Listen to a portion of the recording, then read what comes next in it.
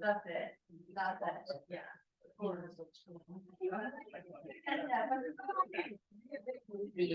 Okay, when you want right there. When you want up there, yeah.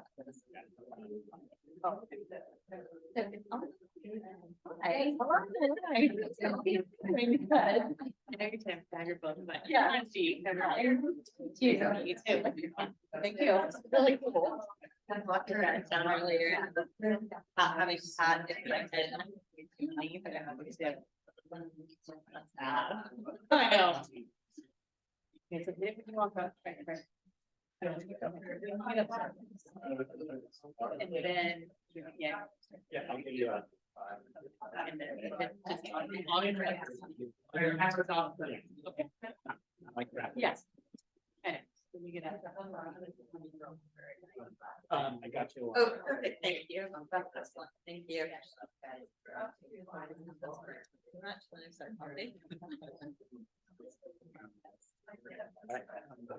Oh, so you know, yeah.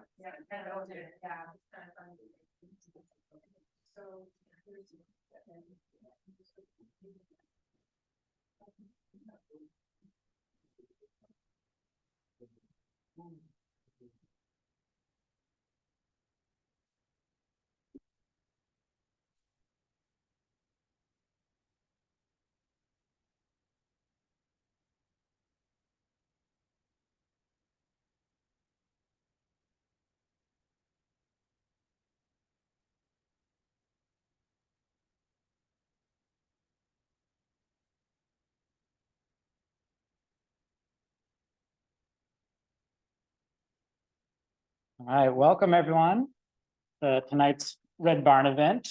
I'm really excited about our speaker tonight and some wonderful things that she's going to talk to us about.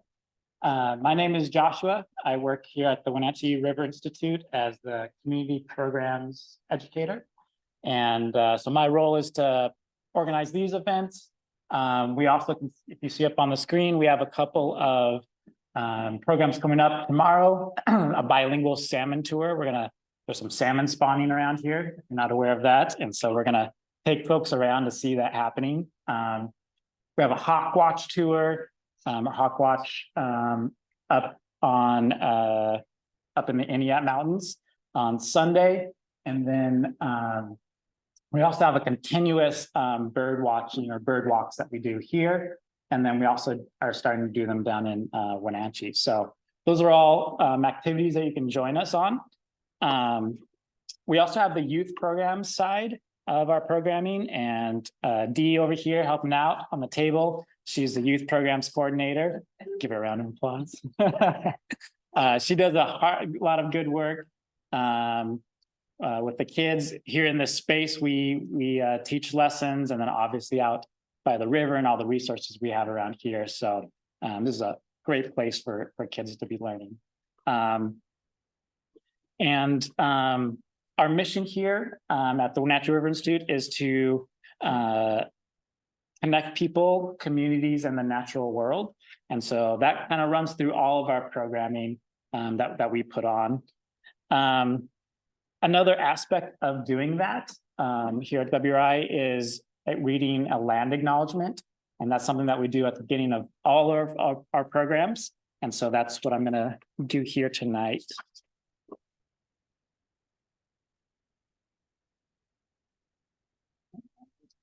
Wrong direction.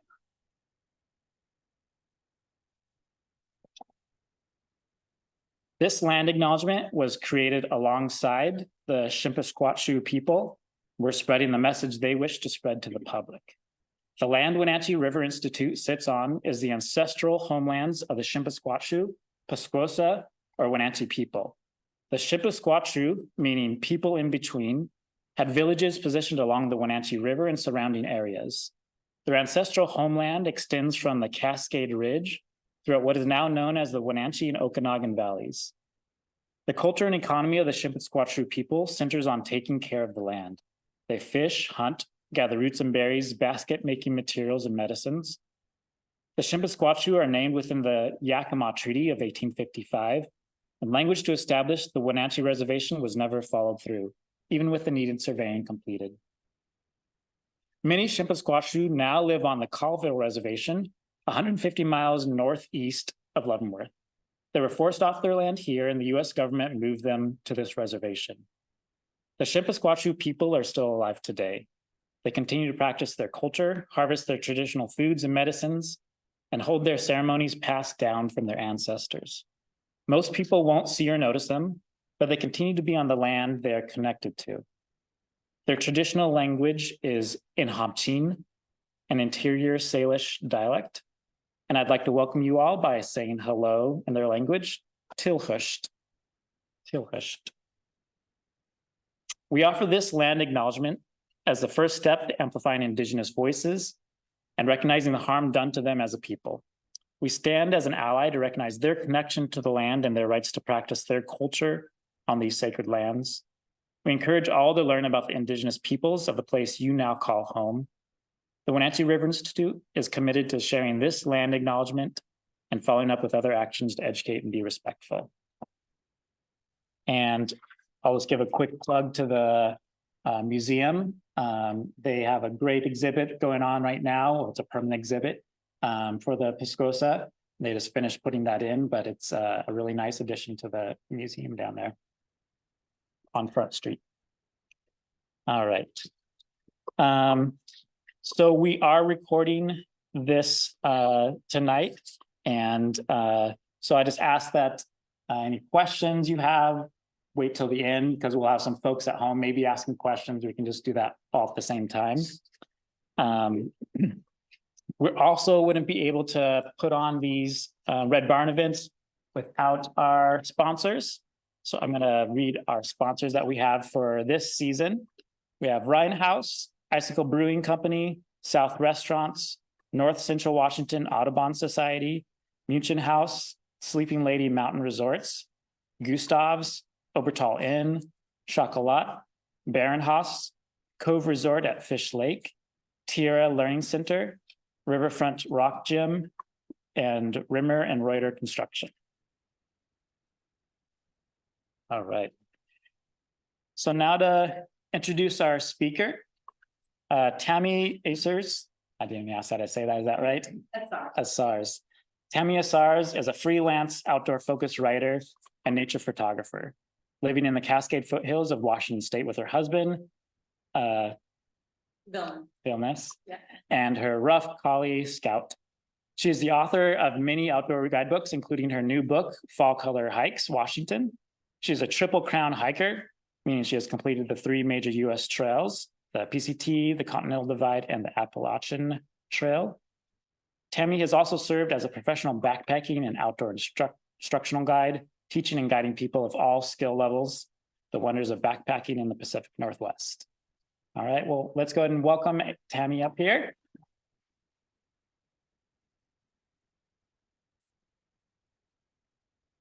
Thank you, everybody, for joining me on this, the final day of summer. I don't know whether I'm happy or sad about that. I love fall. Fall is so beautiful in the Pacific Northwest, as we all know. It's so unique and so different here than anywhere else. Are there any East Coast transplants in the audience? Okay, a couple of you guys.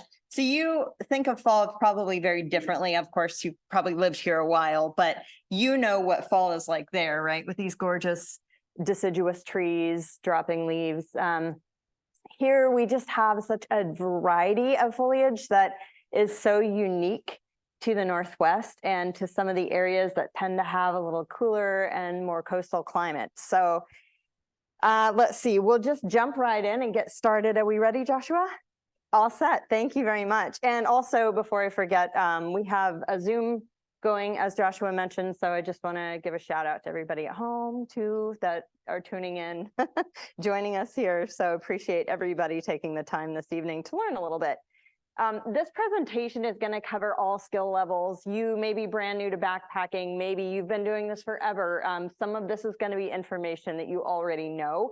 Forgive me. I just want to make sure everybody's got all the details. So I'm going to cover a little bit about trip planning, gear, apparel, and then we're going to talk about the fun places to go here in the fall. There are a lot. So a little bit about me. Joshua introduced me already. I think his introduction was pretty comprehensive, so I guess I don't need to cover this too much. But I've spent a lifetime hiking in Northwest in these mountains, and I have been doing a lot of presentations. I taught a lot of outdoor classes, and so my writing and my books and things kind of came from audiences' needs. So when I started talking a lot about fall hiking, the room would be packed. And I realized this kind of has a bit of a cult following. Fall is one of those times, it's kind of like the wildflower chasers, you know, it's kind of that particular aspect of the season where people want to go and do the Larch March, or Larch Madness, as they call it, and see those gorgeous tamaracks. Well, technically they're not a tamarack. We'll cover that a little bit more. It's a similar tree, but it's a little bit different. And they want to go see those beautiful deciduous evergreens. They want to see the huckleberries, and they want to see all this stuff. And so people needed to know where to go. So I started talking a lot about fall, and the classes were full, and eventually this led to a guidebook. So in the guidebook are 45 of my favorite fall hikes, and I try to include areas all over the state. So, you know, you get one lap around this track, and sometimes it's hard because we're so busy and we have so much going on and our calendars are packed.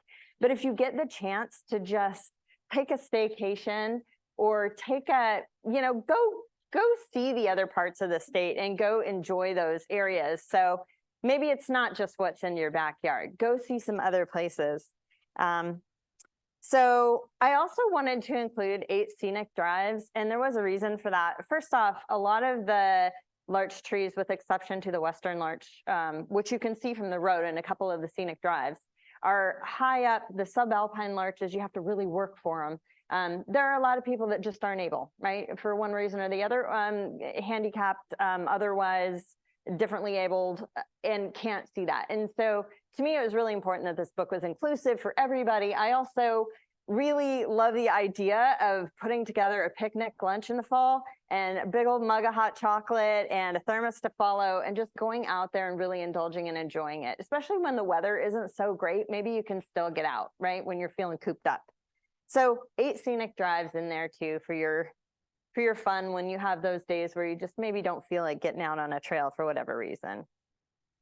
So when you're planning, of course, you're going to be thinking about who's going with you. How far is this? What are their abilities? Has anybody ever been turned around on a trail because you get out there and you're like, oh, this is so hard? And also, or time, right? You have to be back to go to dinner with somebody you promised at 5 o'clock. So these are all things you're going to take into consideration. I try really hard in these books to be very realistic. I do a ton of hiking. I'm not the fastest hiker out there. So I know my speed. I would encourage you, if you have people you hike with, a significant other or something, kind of get to know their hiking speed, right? So if it's 2 miles an hour, that'll be your good gauge. Maybe it's slower than that, and that's fine, or faster, which is great too. But you'll sort of start to learn from that. Are there anybody here? Is anybody here in a hiking club where you go with a whole group of people? Nobody, kind of. Yeah.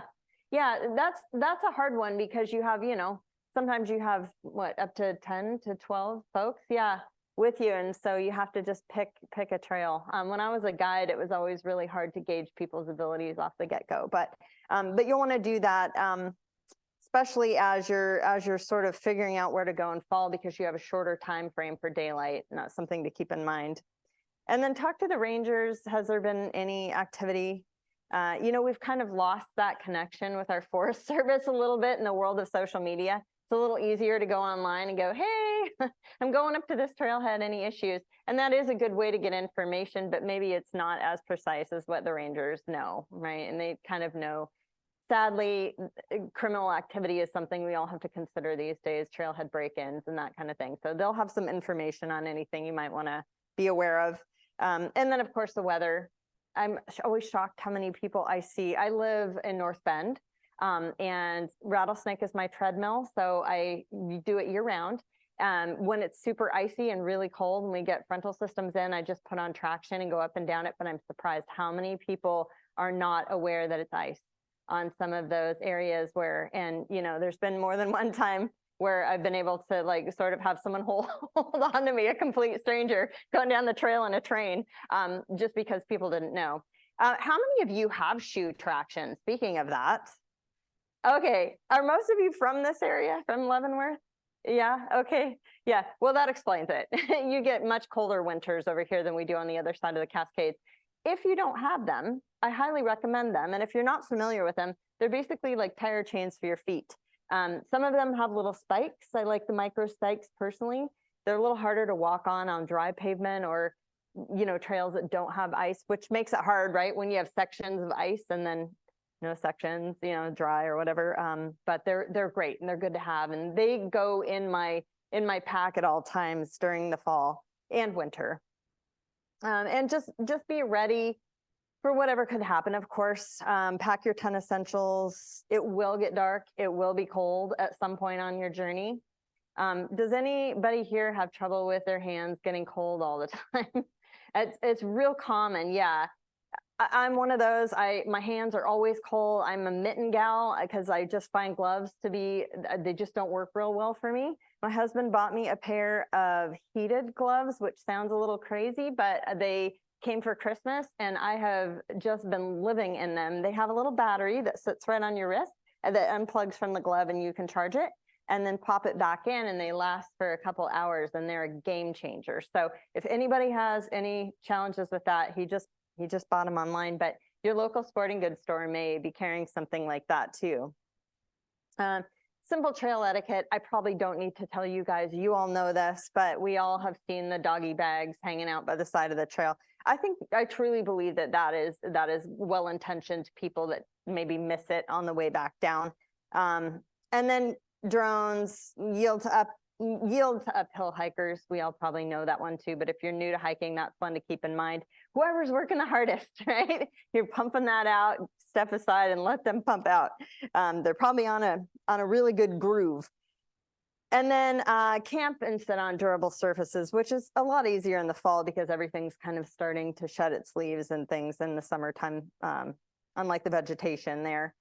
And be careful of your fragile meadows, respect other visitors. That one's always the Bluetooth speaker, which I haven't heard a whole lot of as much lately. So I don't know, maybe that message is getting across that, I like to tell people there's other ways of doing it.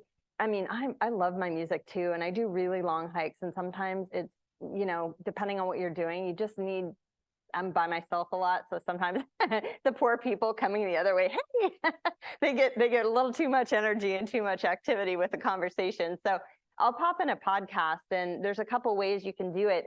If you really want to still be out there getting a good workout, maybe, I don't know, listening to a pod or some light music or something, whatever inspires you. Of course you have, the earbuds where you can pop one in and still be able to hear quite well. The other thing is there's bone induction headphones. I don't know if you guys have seen these, but they're really neat. They hook around the back of these are just good for walking the dog or whatever you're doing. They hook around the back of your neck and they don't actually go in your ear. They sit right here on your jawbone, your cheekbone, and they play music, but you can hear everything around you. So it's almost creepy. If you plug your ears, your head is a speaker. But those are really neat to have too if you're someone that wants to listen to music or do whatever and still have your quiet with other people around. And then you guys may know this. Has anybody done much hiking where you are around mountain goats, had them in close proximity? Okay, a couple of you have. They are after your urine, which is really gross, but that is what they're looking for, especially if they're coming close to you. They know that people mean salt. And so a good rule of thumb is pedal on pumice. So try to find rocks if you can. It's a little hard when you're trying to be discreet, but that's a good rule of thumb. And the reason is because they will tear up any vegetation that has urine on it. They'll just start ripping it up. And so especially in those fragile high alpine areas where they tend to hang out, just be real cautious about that. And of course, respect them. They have knives on their heads. They're worthy of respect. So gear, I'm going to go over kind of quickly. You probably all have pretty good gear, but I have the 10 essentials. What I've done is kind of, it's not unique, but it's something interesting. I have this little Dyneema. You guys know what Dyneema is? Like super light, ultra light stuff sack. It weighs almost next to nothing. You can buy them online. You can buy them in stores now, or Sil Nylon is also super lightweight. And it is my 10 essentials.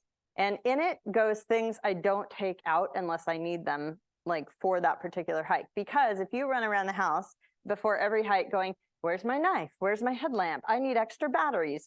This says sunscreen, and if you do that, then you'll be just like, but I also need to make lunches and it just gets to be a lot for a day hike. So if you can think about it, just put together a little 10 essential kit, have it with you every once in a while, double check your expiration dates on food. And then that way you'll just pretty much need to get like your sandwiches and water and whatever together. But my little kit, also this year, around this time of year, I add a little tiny sleeping bag. I have a little quilt that's tiny. It's like smaller than a loaf of bread. I know Rumpel and some of the other brands, you can even buy one at Walmart. Honestly, I shouldn't say that. But if you're on a budget, get like some sort of little small blanket and stick it in a stuff sack and just have that.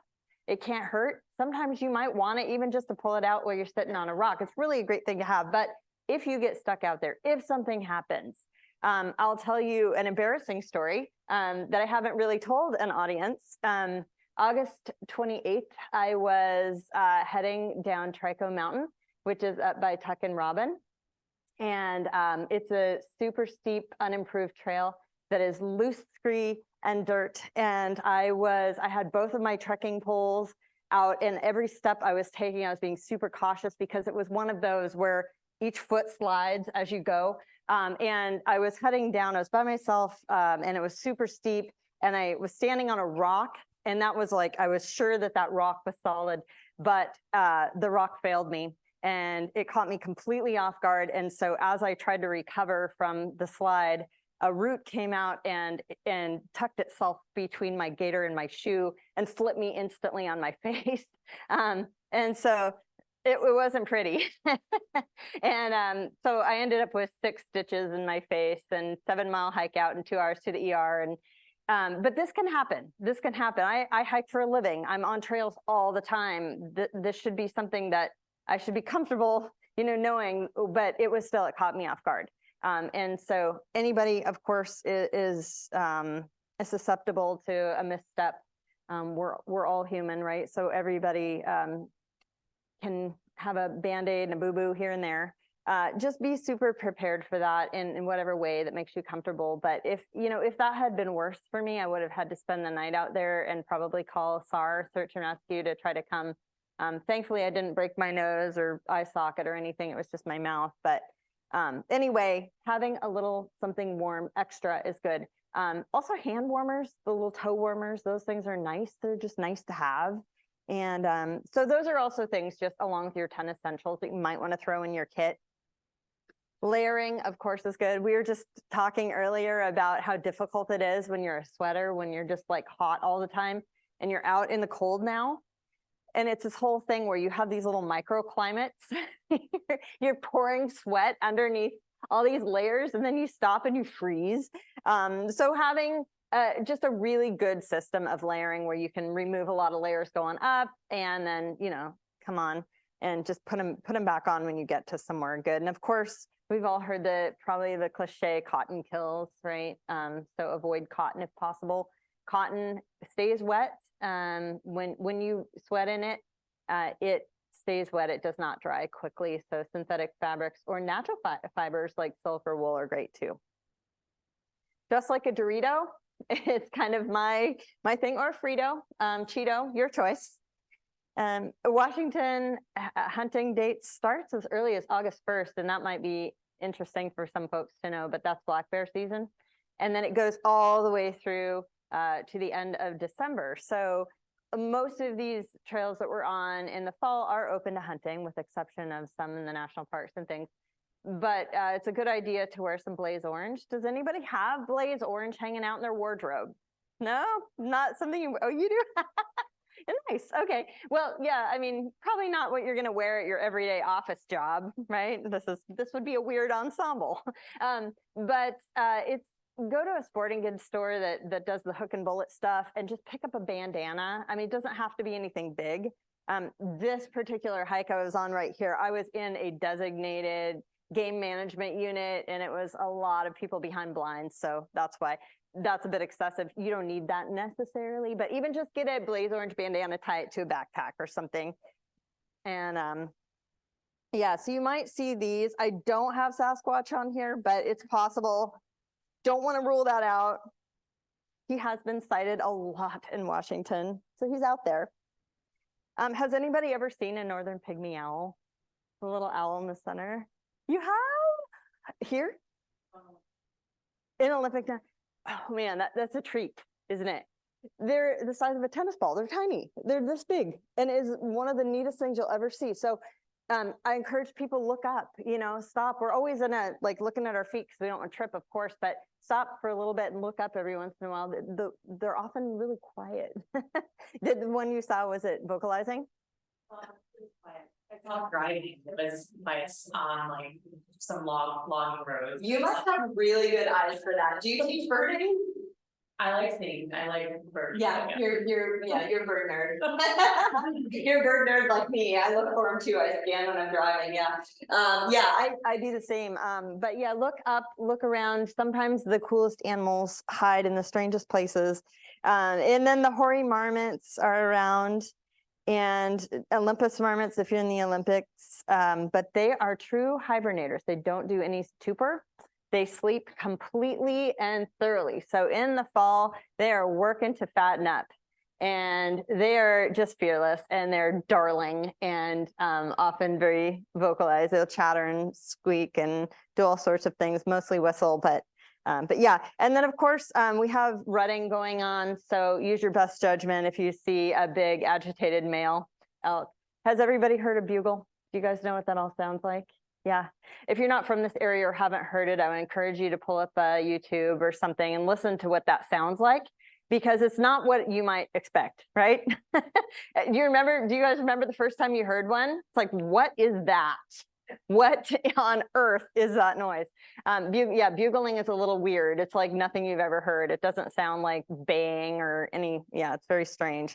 But at least if you hear it, you'll know you're kind of close and be aware. A lot of these trails, like up by White Pass and Packwood, and some of these trails around there's just so many elk, and you can come right around the corner into a big bowl. So you do have to kind of use all your senses. So let's find some colors. So larch madness. So obviously larch trees are deciduous conifers. There's only 10 species in the world, and we are stoked. We have 2 in our state. That's so cool. We have a subalpine variety and a western. So you can think of them this way. The subalpine is the scrawny little one. He is found in the highest little climates, and he's very discombobulated. He might have one limb that comes out here and the other here. He's not necessarily symmetrical. He's just so cool, and the needles are just a little shorter. They're happiest in cold climates, and they're commonly referred to as tamaracks. And that obviously that goes, it's like Kleenex tissue. It's kind of the same thing, except that a true tamarack is found on the East Coast with a small grove up in Alaska, but we actually don't have tamaracks here. So the western larches, this is up on White Pass. They're much taller, they're more slender and skinny. So you guys will be experts when you see them. You'll know what you're looking at based on that alone. And they're also found a little bit lower than the subalpines. And the subalpines are just the messy haired kids. It's going everywhere. Their needles are shorter, so little tiny stubby needles. What's really neat is if you miss larch season, because when the larches are in, so they turn this really cool green chartreuse color in the summer, and then they start into their cycles. And so when they're doing this, their needles are dropping, And sometimes you'll hit it where everything is gold and it will blow your mind. Other times you'll be a little bit late and most of the needles have fallen off them, but you are walking a yellow brick road. Everything underneath you is yellow, and it is magnificent to even have that opportunity. So don't fret if you're a little bit late on them. They like these dry, open areas. They don't like shade. And so that's why you don't find any near the coast. They're mostly in the drier climates, and they are fire resistant.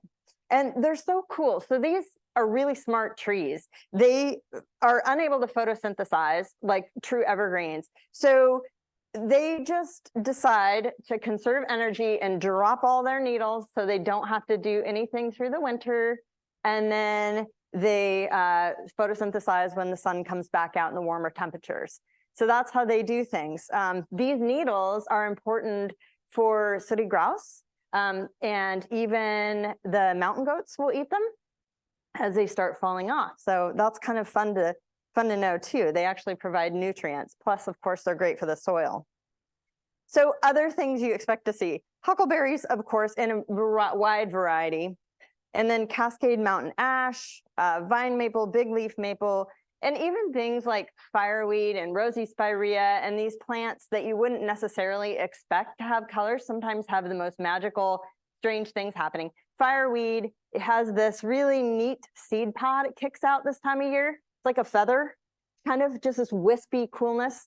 And then rosy spirea, you know, it kind of turns brown and starts to kind of get a little bit, I don't know, it's dormant, but the browns can sometimes be a yellow. And so you put all these colors together and you just get this really beautiful quilt of autumn.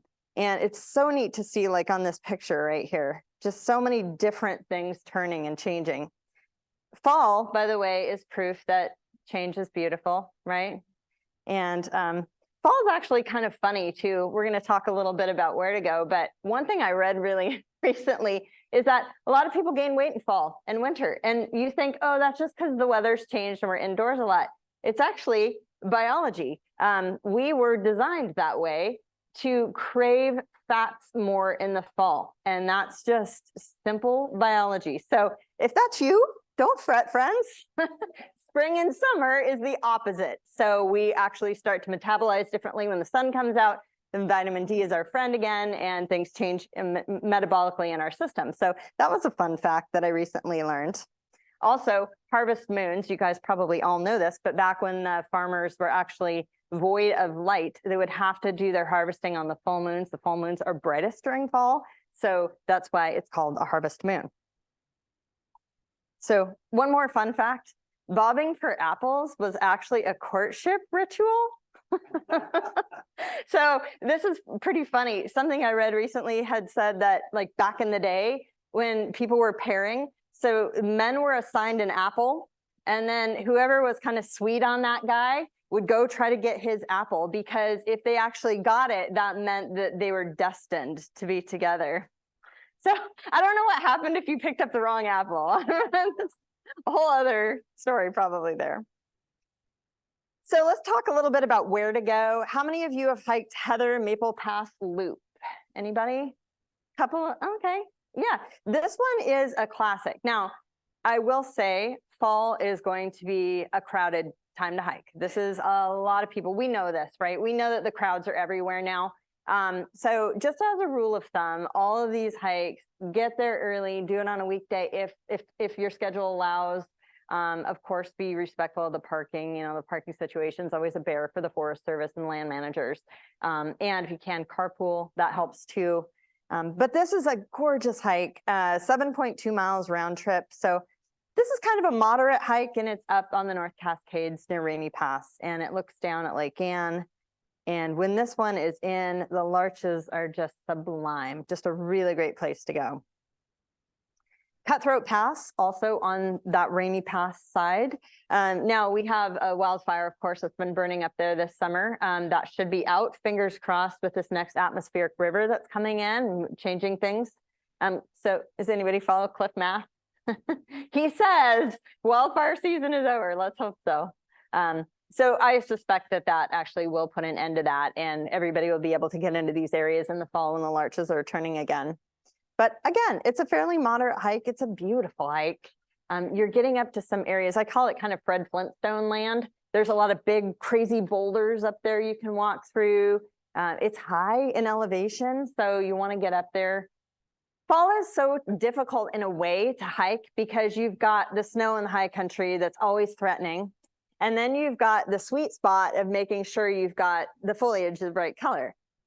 And then you've got weather. So the weather is snow can knock the leaves off the trees or the plants, and so can wind.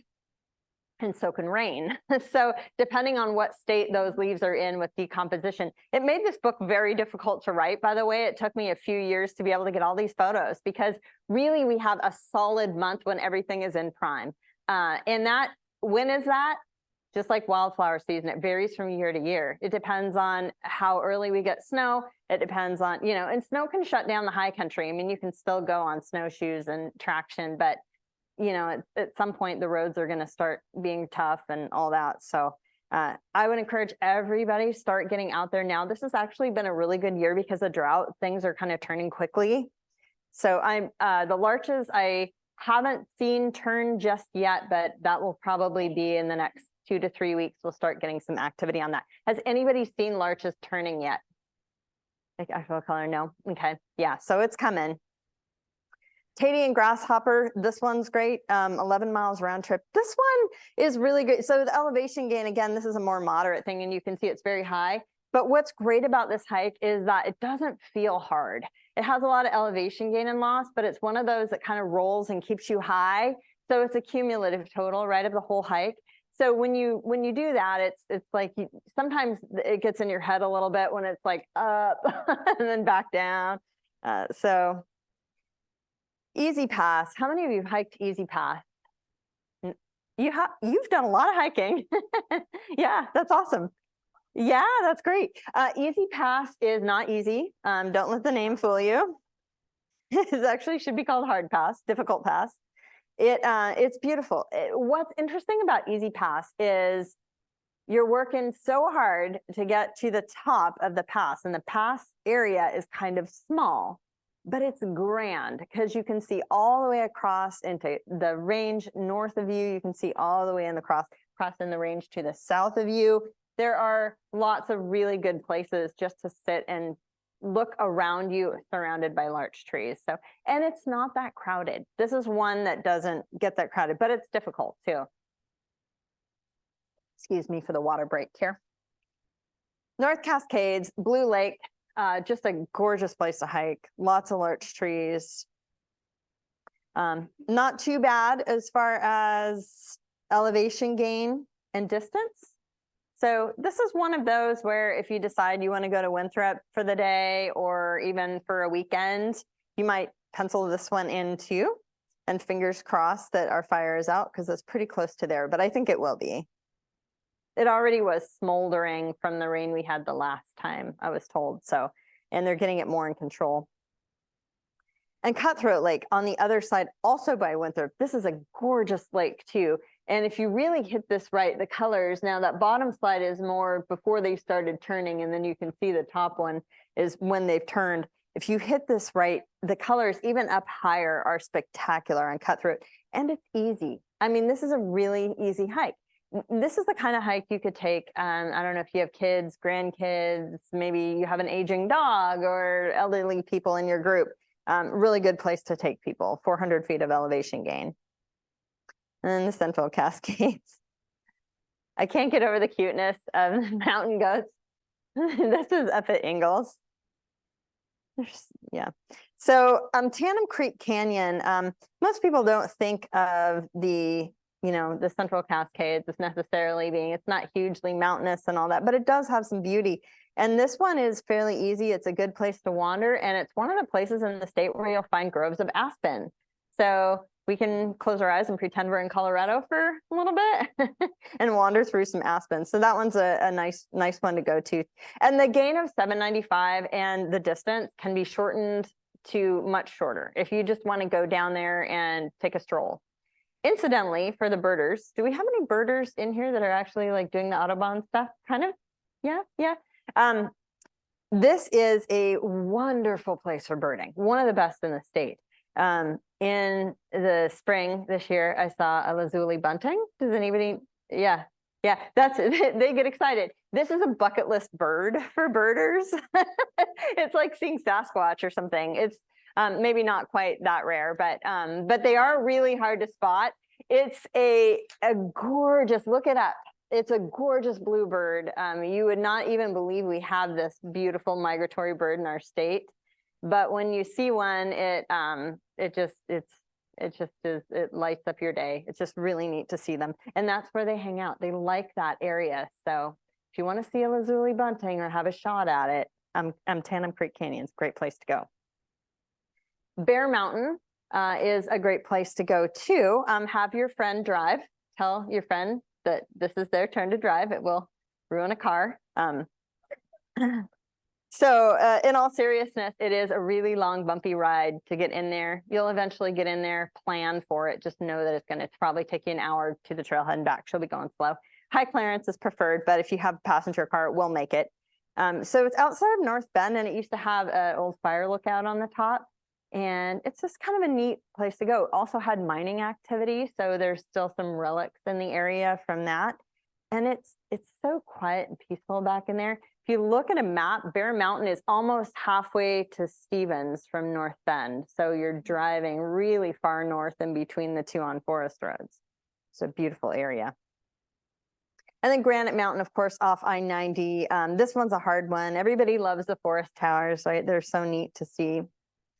So many of them are gone. We had so many in our state at one point, and then the Wilderness Act came in, and there was a lot of confusion about, do we keep them, do we not? It's a structure, it's wilderness, what do we do?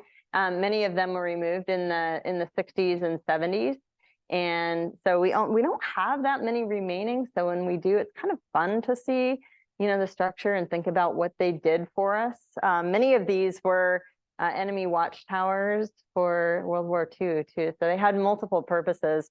It's just kind of neat to know their history and think. I love history, and just thinking back on the fire people that spent their summers up there. And has anybody heard?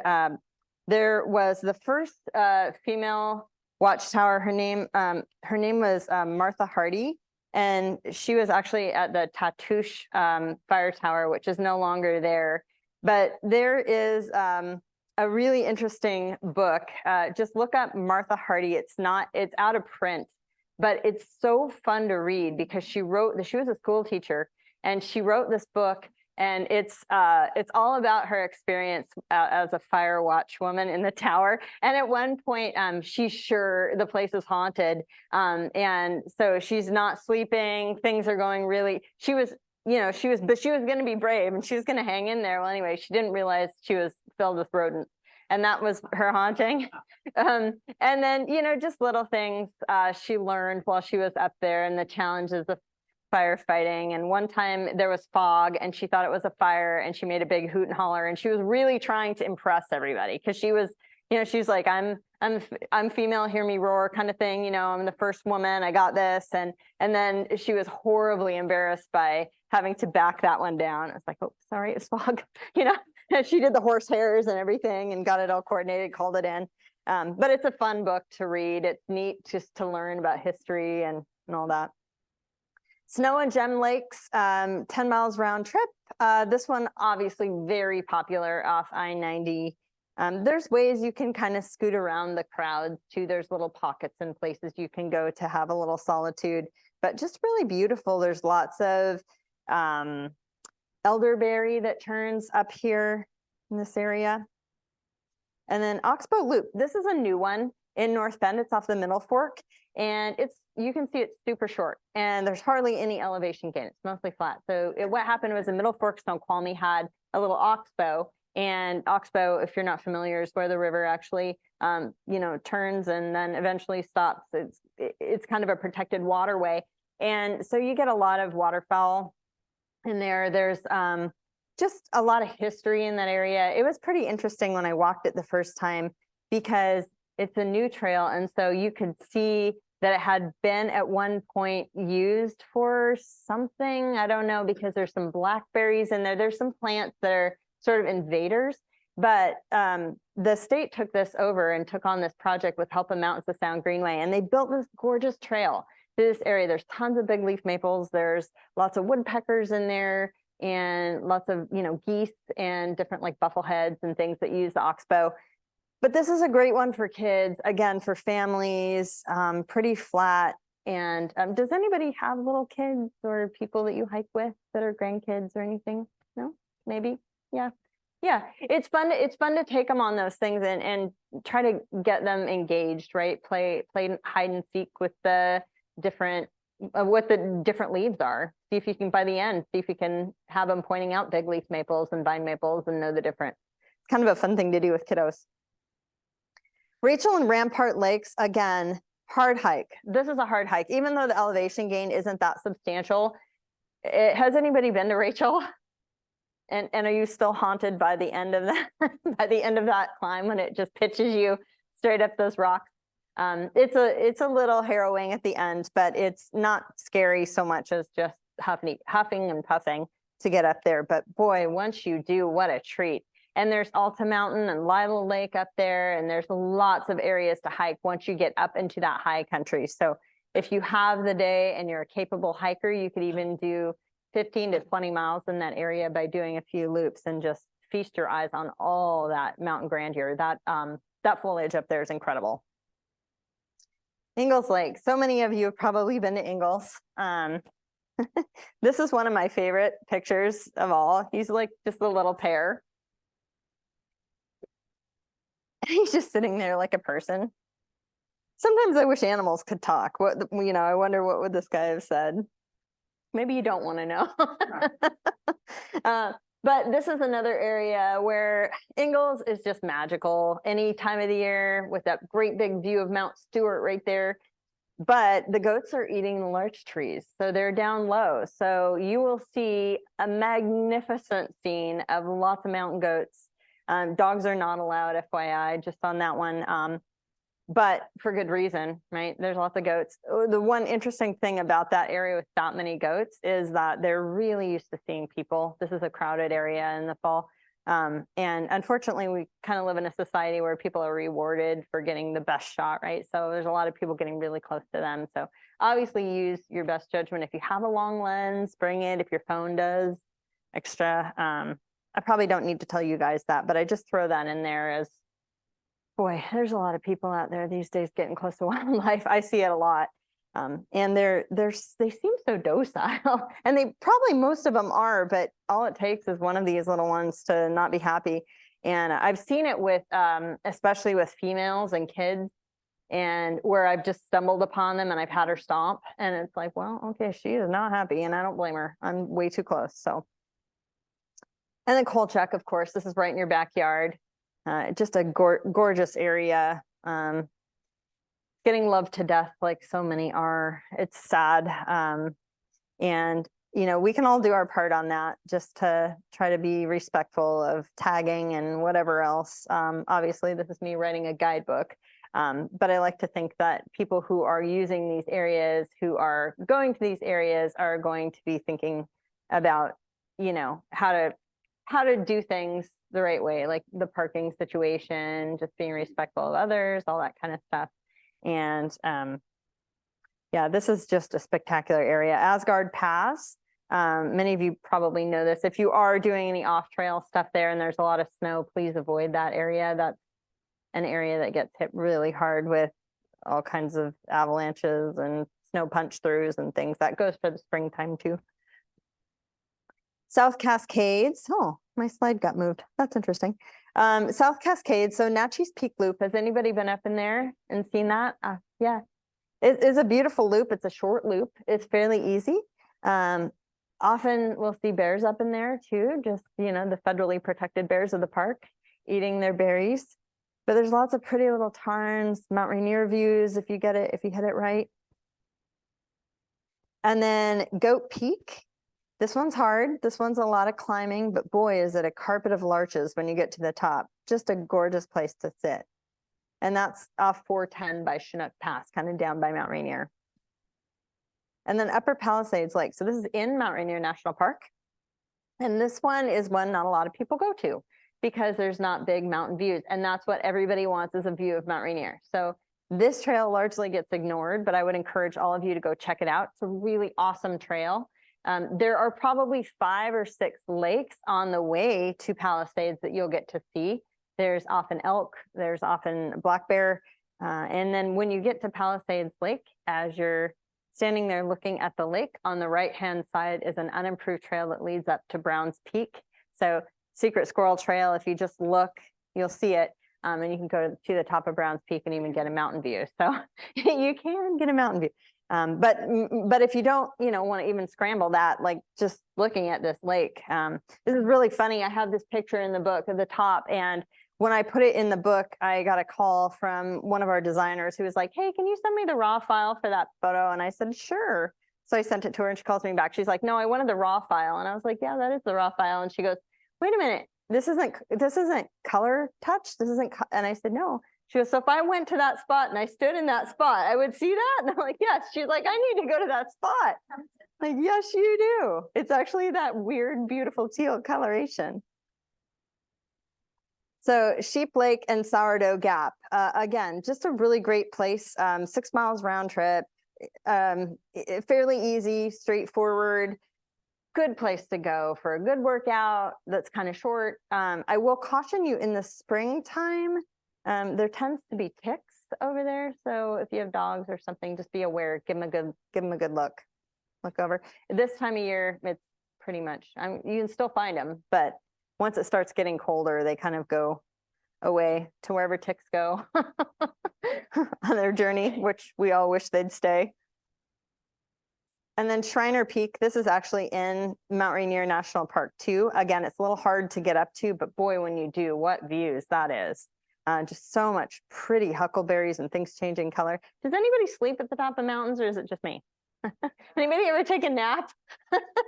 I usually get to the top and you sit down and you got those endorphins flowing and you eat a little bit and you feel so good and the warm sun's on you and you're just like, oh, seems like a good time for a little snooze.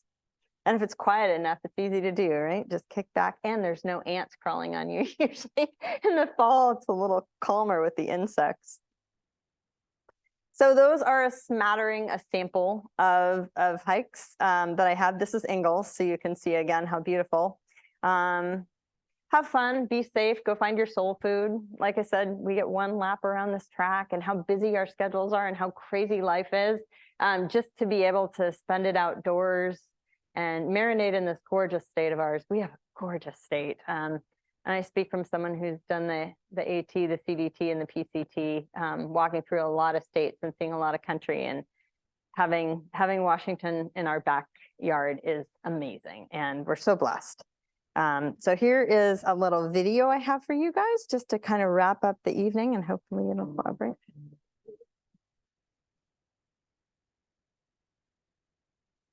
It's a great fall shot.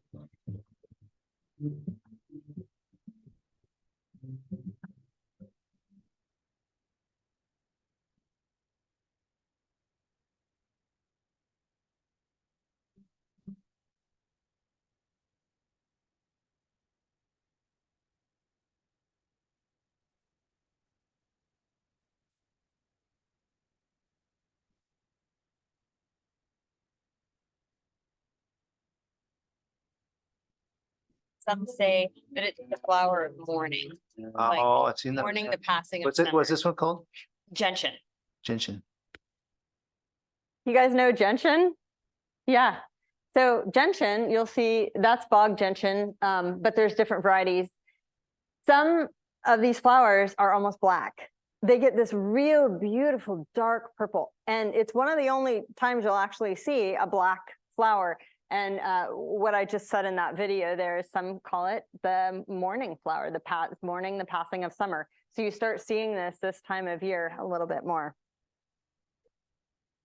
Yeah, it grows in like a moist, kind of a moist climate. So you can find me on social media. I was just telling these guys, what I do for a living is not lucrative. This is a labor of love, because It gives me so much joy to be out there. I find so much peace in my soul, and I love sharing where I've been and places you can go to find that same experience.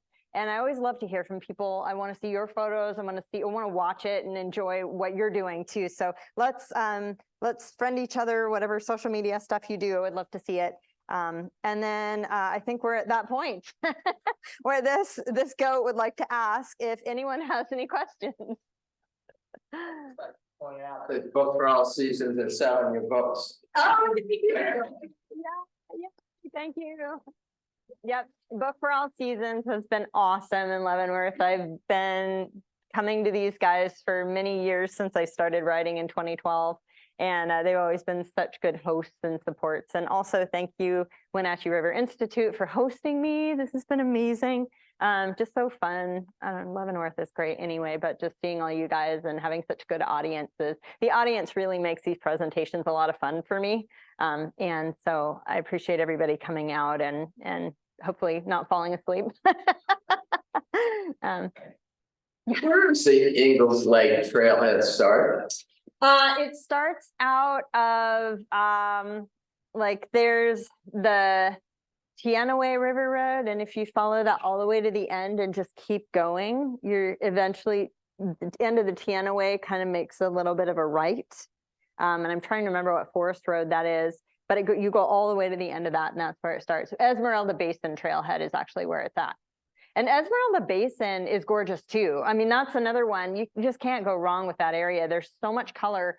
If you go to Esmeralda Basin, if you want to go to Ingalls, that's one hike. And maybe you camp out there and you do a couple nights. And maybe the next one could be Esmeralda. And you can go up and over to Lake Anne. And that area is stunning too. And there's also mountain goats up in there. So what's interesting is that trailhead, I said no dogs allowed at Ingalls. If you do have a dog and they're hiking with you a lot and you can't leave them or whatever, Esmeralda Basin, you can go up and over to Anne, and that's beautiful. And dogs are allowed on that one, and it's the same trailhead, but they just can't go once you get over Ingalls Pass. They can't go into that basin. So one of the few areas, besides national parks, where dogs really are not permitted, that and the enchantments, of course. Any other questions? Yes, sir. You bike all over the country. Where's your favorite place tonight? Well, I love Mount Rainier. That's a hard question to answer. But for me, Mount Rainier, it's probably Mount Rainier. I have a book, I have day hiking Mount Rainier, but it's always been home for me. It feels like coming home. Do you guys have those trails where you go and it feels like home, right? Every curve, every weird rock. It feels homey. And Mount Rainier I've been doing for so long. I'm a third generation Washingtonian, born and raised here. Mount Rainier has, since I was tiny, I've had so many wonderful experiences and little life-changing things. My husband proposed to me in the park. When my nephew was born, my very first nephew, my sister was in labor and I was on a hike and I saw this little bear cub run across the trail and I was like, he's here. And then I got down and found out he had been born. And so just little things like that. So it would probably be Mount Rainier for me, but that's a little like picking your favorite child. To me, this whole state has beauty. And even, in the book, you'll see, I even have listed a few arboretums because I think we are so focused on the high country trails and backcountry and things like that, but we have a lot of really cool stuff in the front country. These river trails you guys here these are amazing trails. Like this is a gem in most cities, people would just kill to have this. And it's just so easy to get to, and it's really dog friendly here. And just, I don't know, it's just a great place, but the state is gorgeous, no doubt. Yes. You're online. Jenny from Plain, she's going out to the Plain Valley Adventure Women the first weekend of October. And she was asking whether Hope and Midge off of Stevens or Clara and Marion off of Michelle better for that first week. Hi, Jenny. Okay, so October, did you say 5th? 8th, okay, October 8th. I think we talked. I think Jenny and I talked before. You can't go wrong with either of those. Hope and Midge is a little bit harder to get to. Have you guys all been to Hope and Midge? Has anyone been? It's off the PCT off Tunnel Creek. Yeah, that's a beautiful trail. Hope and Midge is going to have a lot of huckleberries. So on that particular hike, you're going to be elbow deep in huckleberries, and it is a blaze of beautiful red coloring. There will be mixed in there with some other ones, but you're mostly going to be in the reds. When you go to Clara and Marion, now you're doing the larches. So you're going to have a lot more subalpine larches up in that area. So I guess it depends on what you want to see.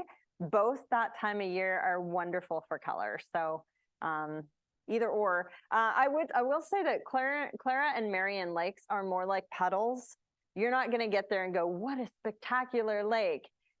It photographs really well. You'll see it in the book and you'll be like, I want to go there. When you get there, don't be disappointed. It's a little puddle.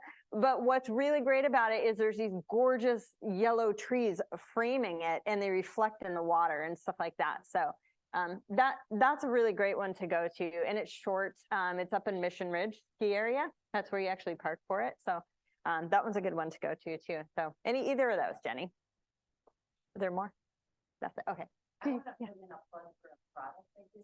those of us that hike with dogs. Yeah. Wonderside, it's all natural, it's a family-owned company, and the stuff really works.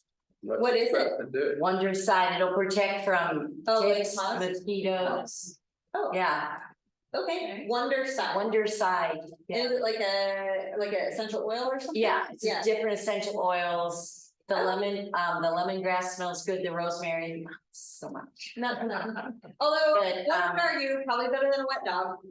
Yeah, but it works really good. I can testify to all sorts of stuff. And if you spray really good and the dogs are around you, that works for you too. That's great. So it's probably people friendly too, I'm guessing. Yeah. Yeah. Yes, I'm starting to see a lot more of that, the organic and like natural insect repellents and things. And I've been trying a few of them. And actually this whole summer, I haven't used any deep products. I've just done that just to sample the different ones. And I've been quite pleased. They are no match for the mosquitoes at Devil's Stream. If anyone has hiked the Wonderland Trail, they are some determined little bugs. But everything else I've been real pleased with. But I am also, take that with a grain of salt, I am also not someone who is super, there's people that are really hate mosquitoes. Like they even get one and they want to run.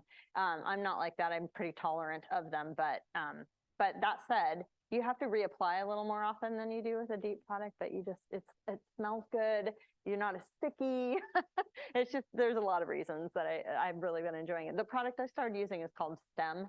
And it's a pretty good one too, that I seem to have gravitated towards for whatever reason, but I did see some natural ones. And when I was walking through town earlier, that seemed really good too. Like the same kind of thing you're talking about with the same organic type products. Yeah. Did I see a question back there? That's my guess, but I do have it. Yeah, sure. Careful, you strap. What's the craziest thing you've encountered on a trail? You define crazy. Well, I'll tell you an experience I had that was kind of weird. Oh man, there's so many. Well, let's see here. So I've seen a lot of hunters in blinds. There's been experiences where I've been coming down the trail. We all have the spidey sense, right? We all know when something isn't right, but we don't use that very often because we don't have to. We live in a civilized society where that feature in our brains, we're not on trails doing hunting and gathering like our, ancestors did so much anymore. But there have been times when I've been coming down trails and have stopped and just felt that prickle. Like, I don't know what's happening, but if you hear that, feel that, listen to it.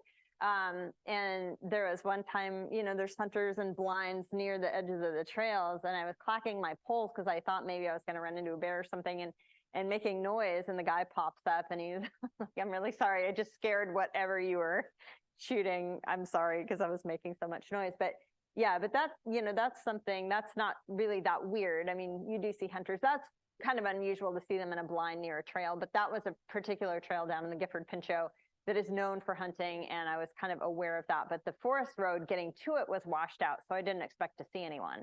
So that was kind of odd. Let's see here. I'm trying to think. I have some I'm just put on the spot a little bit. The other thing that happened to me when I was writing my Goat Rocks Van Adams book was I had come off a really long hike. I was super tired. My truck was parked at a really weird angle on this. I was trying to get off the road, so I parked it almost in a ditch, like on the side. and my feet were hurting. So I had my pack on, I opened the door, I wedged my body in, I reached down, I grabbed my flip flops and turned around, and the door slammed closed, and in it were my keys and everything was locked. And I was about, I don't know, 12 to 14 miles to the nearest highway, way back on a forest road, and it was getting dark. And it's like, well, now what, right? So I had a spot, a little spot device, you know, that is like a personal messaging device. And so you can do preset messages. So I had one preset for my husband that said, it's not an emergency, but please come get me at this location. And my thinking behind that message originally was like, you could blow out a shoe, right? And that could be an interesting limp back if you were 14 miles out, or some minor tweak could happen where you just needed someone to come get you. So I had that in mind when I sent that. But anyway, I triggered it. And I had our truck, which was the high clearance all-wheel drive vehicle. The other car we had, I wasn't sure if it would make it in there, and I had no way to communicate with him. This was a while ago, so it wasn't the two-way messaging. It was just simply this message got sent. It was a Friday night. I knew that he was golfing with coworkers. I knew that he probably would not be looking at his phone anytime soon. So it got dark, and then of course, this always happens this way. There had been mountain lion prints on my way out. I was on a fairly obscure trail. Coming down, I saw mountain lion prints. So I was aware that, you know, the cats were out there as they usually are. But anyway, I got back. So I still had my pack, didn't have my keys, but I had this little emergency kit. So I made a fire ring and I sat there with a fire, and then I tried to sleep with an emergency blanket on. This also inspired the sleeping bag I'm now carrying. So I'm sitting there by this fire with this emergency thing, and I'm trying to fall asleep. And every time I do, I'm like, oh, nope, that's not comfortable. You know how you do on an airplane where your head is going every which direction, but you can never find that sweet spot? So that's what was happening. And so I finally I couldn't move to the back of the pickup truck because it was too cold. I had to stay by the fire. So then I was trying to lay down. And anyway, several hours later, it was probably 2 a.m. I hear a car. And I don't know whether to be excited or scared because I'm so far out there and I have a campfire by my truck. So it's very obvious there's someone out there. Eventually I see the headlights and I'm looking, I'm ready to bolt into the woods if it's something creepy. And I see what looks like our passenger car coming up the road, and the dog's head is hanging out. My husband gets out and goes, "You rang?" It's hilarious. He found it through the coordinates, and of course he's a pretty good navigator, but the spot messenger had sent him the coordinates, so he was able to Google map it and come right to my location. So technology is pretty cool. Otherwise it would have been a long walk out. No, well, I had no way to tell him the keys were locked in the truck. So the problem was I was all the way down in the Gifford-Pinchot National Forest, and we live in North Bend. So when he pulls up, I'm like, well, what do we do? And I'd actually tried to break a window because I was thinking, okay, how much is it going to cost in gas, and what is my deductible? And so anyway, yeah, he didn't know to bring a key. So then we had to drive all the way home that night. All the while I'm thinking those keys are sitting right on the seat. And anybody driving by, which would have been most likely someone hunting or, you know, that time of year, I don't know, on ATV, could have seen that and stole the truck. So I didn't sleep that night. I was like, let's just turn around and go back. And he was so tired. He was like, I had a hard time finding you. That was a long road. I want some sleep. So we ended up going back the next morning, and thankfully everything was untouched and it was all fine. It has a happy ending. But that said, I can encourage people to get a spot or an inReach or something like that. Hide a key. You know, the forest roads are a match for those, though. I'm not sure that it would have stayed on. Yeah, there's a lot of water berms and stuff. I'm not sure. Maybe they would. Tape, duct tape. Yeah, can't go wrong with duct tape. There you go. All right. Well, on that note, thank you all again for coming. I really appreciate it. And I hope you have a wonderful fall. Happy fall, everybody. Tomorrow's fall.